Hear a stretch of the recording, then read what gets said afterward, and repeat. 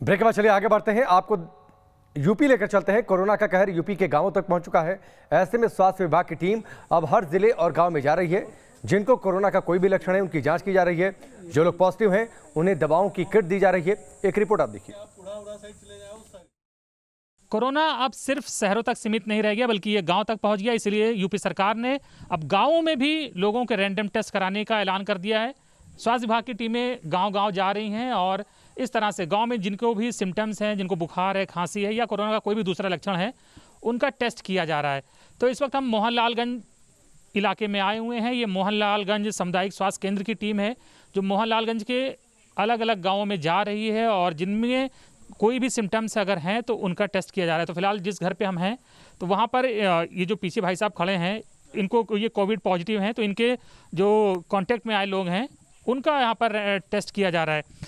स्वास्थ्य विभाग के लोग हमारे साथ हैं। सर ये बताइए कि कितने कोई टारगेट मिला है आपको? दिन भर में इतने लोगों का टेस्ट करना ही करना है? कम से कम 10, जैसे केस बढ़ते हैं 10 से लेकर 15 केस तक हम लोगों के करने होते हैं, ट्रेस करने होते हैं।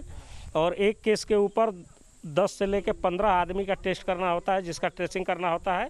परिवार में अगर किसी को दिक्कत होती है, बुखार होता है, खांसी होता है, तो उसका जांच करते हैं, उसकी रिपोर्ट शासन को भेजते हैं। और दवाई भी दे रहे हैं अगर जरूरत है? किट भी देते हैं और जो पॉजिटिव है उनको दवा किट देते हैं, जो निगेटिव रहते हैं उनको दवा नहीं दी जाती। कितनी आपके स्वास्थ्य ये सामुदायिक स्वास्थ्य केंद्र से कितनी टीमें हैं जो अलग अलग दौरा कर रही हैं? इस समय 4 टीमें काम कर रही हैं और पूरे क्षेत्र में अलग अलग जितना केस आता है उसमें बढ़ जाता है। चारों टीम में हम लोग क्षेत्र में काम कर रहे हैं। तो हम आपके साथ हैं, बहुत देर से हम देख रहे हैं। तो आप तो सीएससी से लगभग 25-30 किलोमीटर दूर आ गए, तो यानी बहुत दूर दूर तक जाना पड़ रहा है आप लोगों को। हाँ, अब ये क्षेत्र पूरा यहाँ से लेके शेखपुर दक्षिणा रायबरेली के बॉर्डर तक है हम लोगों को।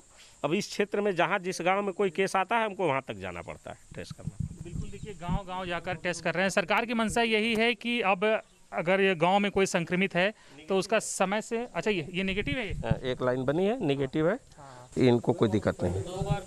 अगर 2 लाइन बनेगी तो पॉजिटिव आएंगे, 1 लाइन बनेगी नेगेटिव। चलिए, बहुत खुशी की बात है कि 2 बार करा चुके हैं। 21 दिसंबर को करा चुके हैं और दूसरा भी 4 तारीख को करा चुके हैं और ये आज 6ठा दिन है, मतलब 6 दिन हो चुके हैं। भाई साहब, आप पॉजिटिव हैं, आप अंदर जाएँ, इतना बहुत दूर रहें, क्या कहते हैं, इनके देखिए लापरवाही मत करिए। इतने नज़दीक रहेंगे तो नेगेटिव से पॉजिटिव होने में देर नहीं लगेगी। जी सर, हाँ समझ रहे हैं सर। तो इसलिए यही गुजारिश है कि लापरवाही बिल्कुल मत करें। और देखिए गांव के लोग भी तमाम तमाशबीन बन के आ जाते हैं, तो गुजारिश यही है तमाशबीन ना बने, सावधान रहें, सतर्क रहें।